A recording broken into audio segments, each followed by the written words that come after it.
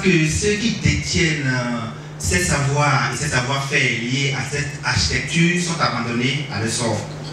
On constate que les enfants désormais ne sont plus orientés vers ce métier qui autrefois constitue l'identité culturelle et architecturale d'un peuple et donc le résultat d'une architecture pensée sur place. Ça nous a intéressé, nous étions approchés de la population pour savoir les raisons pour lesquelles cela se passe comme ça chez nous. Plusieurs raisons ont été évoquées et il s'agit simplement de la perception beaucoup plus critiquée que la population a sur celui qui habite une maison en terre, par exemple. Cette perception est réductrice, en ce sens qu'on perçoit celui qui vit dans une maison traditionnelle comme celui qui n'a pas les moyens.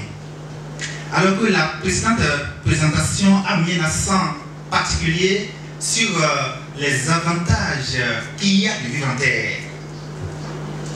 Non seulement les maisons en terre sont infranchissables par les balles et autres, les maisons en terre constituent un carrefour de ce qu'on appelle la coopération communautaire.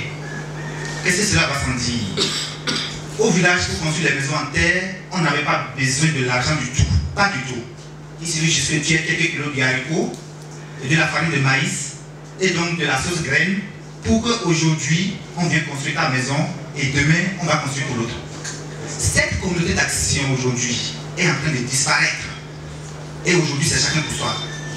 Avant, les services liés à l'architecture en terre, surtout en général l'architecture traditionnelle, ne sont pas monnayés. C'est tu me rends ce service aujourd'hui, demain on te le rend. Et donc, c'était une contrainte.